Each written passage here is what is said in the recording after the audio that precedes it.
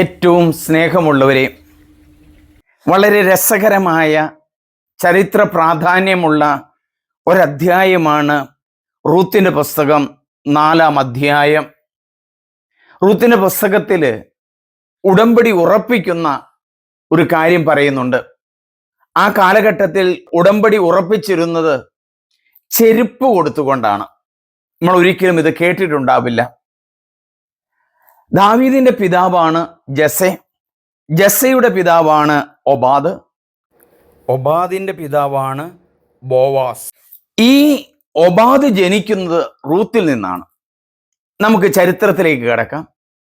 ബോവാസ് ആണ് നഗരവാതിക്കൽ ചെന്നു നിൽക്കുമ്പോൾ ബന്ധുവായ ആളോട് വരാൻ പറയുന്നു. അവനെ ഇരുത്തുന്നു. തുടർന്ന് നഗരത്തിൽ നിന്ന് പ്രമാണികളായ 10 പേരെ കൊണ്ടുവരുന്നു.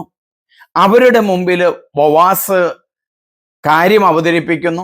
എൽക്കാന മരിച്ചുപോയി, നവോമിയും മരുമകളായ റൂത്തുമാണ് വന്നിരിക്കുന്നത്, അവളെ സ്വീകരിക്കണമെന്ന് ബോവാസ് ബന്ധുവിനോട് പറയുകയാണ്. അദ്ദേഹം അതിന് തയ്യാറല്ല. ഈ അവസരത്തിൽ ആ ബന്ധു പറയുകയാണ്, ബോവാസ് എൽക്കാനയുടെ ഭാര്യയെയും മകളെയും സ്വീകരിക്കാമെന്ന്. അതിൻ്റെ അടയാളമായി വന്ന ആ ബന്ധു ചെരുപ്പ് ഊരി ബോവാസിന് കൊടുക്കുന്നു. അങ്ങനെ ആ വിവാഹം ഉറപ്പിക്കുന്നു. വിവാഹം ഉറപ്പിച്ചതിന് ശേഷം റൂത്തിനെ വിവാഹം ചെയ്യുന്നു. റൂത്തിന്റെ വിവാഹത്തിന് ശേഷം ഉണ്ടാകുന്ന കുഞ്ഞാണ് ഒബാദ്. ഈ ഒബാദിനെ നവോമി ശുശ്രൂഷിക്കുന്ന കാര്യം പറയുന്നുണ്ട്. പിന്നീട് നമ്മൾ കാണുന്നത് ഈ അധ്യായത്തിൽ ഇവരുടെ പിന്തുടർച്ചയായിട്ട് വന്ന പിതാക്കന്മാരെ കുറിച്ചുള്ള ചെറിയ വിവരണങ്ങളാണ് കാണുക. നമുക്ക് പ്രാർത്ഥനാപൂർവം ശ്രദ്ധാപൂർവം റൂത്തിന്റെ പുസ്തകം 4-ാം അധ്യായം 1 മുതൽ 22 വരെയുള്ള വചനങ്ങൾ കേൾക്കാം. റൂത്തിന്റെ വിവാഹം. 1-ാം വചനം. ബോവാസ് നഗരവാതിക്കൽ ചെന്നു. അപ്പോൾ മുൻപ് പറഞ്ഞ ബന്ധു അവിടെ വന്നു. ബോവാസ് അവനോട് പറഞ്ഞു, സ്നേഹിത, ഇവിടെ വന്ന് അല്പനേരം ഇരിക്കൂ. അവൻ അങ്ങനെ ചെയ്തു. നഗരത്തിൽ നിന്നും ശ്രേഷ്ഠന്മാരായ 10 പേരെ കൂടി ബോവാസ് വിളിച്ചുകൊണ്ടുവന്നു. ഇവിടെ ഇരിക്കുവിൻ എന്ന് അവരോടും പറഞ്ഞു. അവരും ഇരുന്നു.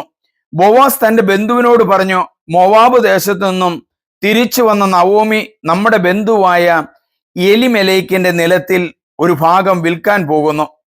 അത് നിന്നെ അറിയിക്കണമെന്ന് ഞാൻ കരുതി. ഇവിടെ ഇരിക്കുന്നവരുടെയും എൻ്റെ ജനത്തിലെ ശ്രേഷ്ഠന്മാരുടെയും സാന്നിധ്യത്തിൽ നീ അത് വാങ്ങുക എന്ന് പറയണമെന്നും ഞാൻ ആഗ്രഹിച്ചു. മനസ്സുണ്ടെങ്കിൽ നീ അത് വീണ്ടെടുക്കുക. താല്പര്യമില്ലെങ്കിൽ എന്നെ അറിയിക്കുക. അത് വീണ്ടെടുക്കാൻ നീയല്ലാതെ മറ്റാരുമില്ല. നീ വീണ്ടെടുക്കുന്നില്ലെങ്കിൽ അത് ചെയ്യേണ്ട അടുത്തയാൾ ഞാനാണ്. അവൻ പറഞ്ഞു, ഞാൻ അത് വീണ്ടെടുക്കും. അപ്പോൾ ബോവാസ് പറഞ്ഞു, നവോമിയിൽ നിന്ന് വയൽ വാങ്ങുന്ന ദിവസം തന്നെ മരിച്ചവന്റെ നാമം അവകാശികളിലൂടെ നിലനിർത്തുന്നതിന് വേണ്ടി അവന്റെ വിധവയും മോവാബിയുമായ റൂത്തിനെയും കൂടി നീ സ്വീകരിക്കണം. അപ്പോൾ ബന്ധു പറഞ്ഞു, അത് സാധ്യമല്ല, കാരണം അതുവഴി എൻ്റെ അവകാശം നഷ്ടപ്പെടാൻ ഇടയാകും. വീണ്ടെടുക്കാനുള്ള അവകാശം നീ തന്നെ ഉപയോഗിച്ചു കൊള്ളുക. എനിക്കത് സാധ്യമല്ല. വീണ്ടെടുപ്പും കൈമാറ്റവും സംബന്ധിച്ച് ഇസ്രായേലിൽ മുൻപ് നിലനിന്നിരുന്ന നിയമം ഇതാണ്: ഇടപാട് സ്വീകരിക്കുന്നതിന് വേണ്ടി ഒരാൾ തൻ്റെ ചെരുപ്പൂരി മറ്റൊരാളെ ഏൽപ്പിക്കും. ഇതായിരുന്നു ഇസ്രായേലിലെ നടപ്പ്. അതനുസരിച്ച് നീ വാങ്ങിക്കൊള്ളുക എന്ന് പറഞ്ഞ് ആ ബന്ധു തൻ്റെ ചെരുപ്പൂരി.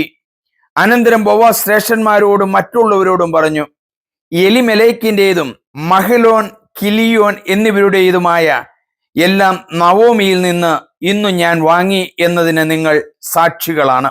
മോവാബിയും മഹലോന്റെ വിധവയുമായ റൂത്തിനെ ഭാര്യയായി ഞാൻ സ്വീകരിക്കുന്നു. മരിച്ചവന്റെ നാമം സഹോദരന്മാരുടെ ഇടയിൽ നിന്നും ജന്മദേശത്തു നിന്നും മാഞ്ഞു പോകാതിരിക്കുന്നതിനും അനന്തര അവകാശികളിലൂടെ നിലനിർത്തുന്നതിനും വേണ്ടിയാണിത്. ഇന്ന് നിങ്ങൾ അതിന് സാക്ഷികളാണ്. അപ്പോൾ ശ്രേഷ്ഠന്മാരും നഗര കവാടത്തിൽ നിന്നവരും പറഞ്ഞു, ഞങ്ങൾ സാക്ഷികളാണ്. കർത്താവ് നിന്റെ ഭവനത്തിലേക്ക് വരുന്ന സ്ത്രീയെ, ഇസ്രായേൽ ജനത്തിന് ജന്മം കൊടുത്ത റാഹേൽ, ലേയ എന്നിവരെ പോലെ ആകട്ടെ. നീ എഫ്രാത്തിൽ ഐശ്വര്യവാനും ബെത്ലഹേമിൽ പ്രസിദ്ധനുമാകട്ടെ. യൂദായ്ക്ക് താമാറിൽ ജനിച്ച പെരേസിന്റെ ഭവനം പോലെ ഈ യുവതിയിൽ കർത്താവ് നിനക്ക് തരുന്ന സന്താനങ്ങളിലൂടെ നിന്റെ ഭവനവും ആകട്ടെ. അങ്ങനെ ബോവാസ് റൂത്തിനെ സ്വീകരിച്ചു. അവൾ അവന്റെ ഭാര്യയായി, അവൻ അവളെ പ്രാപിച്ചു. കർത്താവിന്റെ അനുഗ്രഹത്താൽ അവൾ ഗർഭിണിയായി ഒരു പുത്രനെ പ്രസവിച്ചു. അപ്പോൾ സ്ത്രീകൾ നവോമിയോട് പറഞ്ഞു, നിനക്കൊരു പിന്തുടർച്ച അവകാശിയെ നൽകിയ കർത്താവ് വാഴ്ത്തപ്പെട്ടവനാകട്ടെ. ആ അവകാശി ഇസ്രായേൽ പ്രസിദ്ധി ആർജിക്കട്ടെ. അവൻ നിനക്ക് നവജീവൻ പകരും. വാർദ്ധക്യത്തിൽ നിനക്ക് താങ്ങായിരിക്കും. നിന്നെ സ്നേഹിക്കുന്നവളും 7 പുത്രന്മാരെക്കാൾ വിലപ്പെട്ടവളുമായ നിന്റെ മരുമകളാണ് അവനെ പ്രസവിച്ചത്. നവോമി ശിശുവിനെ മാറോടണച്ചു. അവൾ അവനെ പരിചരിച്ചു. അയൽക്കാരായ സ്ത്രീകൾ നവോമിക്ക് ഒരു പുത്രൻ ജനിച്ചിരിക്കുന്നു എന്ന് പറഞ്ഞ് ഒബാദ് എന്ന് അവന് പേരിട്ടു. അവൻ ദാവീദിന്റെ പിതാവായ ജസ്സയുടെ പിതാവാണ്. പെരേസിന്റെ പിൻതലമുറക്കാർ ഇവരാണ്. പെരേസ് ഹെബ്രോന്റെ പിതാവാണ്. ഹെബ്രോൻ രാമിന്റെയും, രാം അമിതാബിന്റെയും, അമിതാബ് നാഹ്ഷോന്റെയും, നാഹ്ഷോൻ സൽമോന്റെയും, സൽമോൻ ബോവാസിന്റെയും, ബോവാസ് ഒബാദിന്റെയും, ഒബാദ് ജസ്സയുടെയും, ജസ്സെ ദാവീദിന്റെയും പിതാവാണ്. പ്രിയമുള്ളവരെ, റൂത്തിന്റെ പുസ്തകം ഇവിടെ അവസാനിക്കുകയാണ്. റൂത്തിന്റെ വിവാഹം നടന്നു. നമുക്ക് ഈ അവസരത്തിൽ ഒരു കൊച്ചു പ്രാർത്ഥനയോടെ റൂത്തിന്റെ പുസ്തകം അവസാനിപ്പിക്കാം. ദൈവമേ, അങ്ങയുടെ തിരഞ്ഞെടുപ്പും അങ്ങയുടെ വിധിന്യായങ്ങളും മനുഷ്യ മനസ്സുകൾക്ക് മനസ്സിലാകാൻ കഴിയുന്നില്ല. റൂത്ത് മൊവാബിലുള്ള മകളാണല്ലോ, യൂദാ വംശത്തിൽപ്പെട്ടതല്ല. കർത്താവെ, അങ്ങയുടെ ജനനം ഉണ്ടാകുന്നത് ദാവീദിന്റെ ഗോത്രത്തിൽ നിന്നാണല്ലോ. വിജാതീയരും യേശുവിന്റെ അരികിലേക്ക്, എല്ലാ മനുഷ്യരും ദൈവത്തിന്റെ മക്കളാണ് എന്ന് കാണിക്കുന്ന ഒരു നല്ല സന്ദേശമാണ് റൂത്തിന്റെ പുസ്തകത്തിലൂടെ ഞങ്ങൾ കാണുന്നത്. എൻ്റെ കഷ്ടതയിൽ ഞാൻ അങ്ങയെ വിളിച്ചപേക്ഷിച്ചു, അവിടുന്ന് എൻ്റെ പ്രാർത്ഥന കേട്ടു. എല്ലാം നഷ്ടപ്പെട്ട് ഒന്നുമില്ലാത്ത അവസ്ഥയിലാണല്ലോ എലക്കാനയും നവോമിയും മൊവാബിലേക്ക് പോയത്. അവിടെ വെച്ച് ഭർത്താവും 2 മക്കളും നഷ്ടപ്പെട്ടു. വേദനയോടെ റൂത്ത് മൊവാബ് പുത്രി തിരിച്ചു വരുന്നു. അവളിൽ നിന്നുമാണല്ലോ ഒബാദ് ജനിക്കുന്നത്.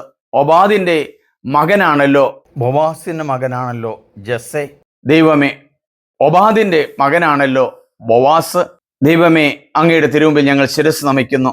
ദൈവത്തിന്റെ പദ്ധതികൾക്കനുസരിച്ച് ജീവിക്കാൻ ഞങ്ങളെ പഠിപ്പിക്കണമേ. അതിനായി ഞങ്ങൾ പ്രാർത്ഥിക്കുന്നു. ദൈവമേ, നന്ദി. സ്നേഹപൂർവം സണ്ണി പുൽപ്പറമ്പിൽ. എല്ലാവരും സബ്സ്ക്രൈബ് ചെയ്യുക, ഷെയർ ചെയ്യുക. ദൈവമേ, നന്ദി.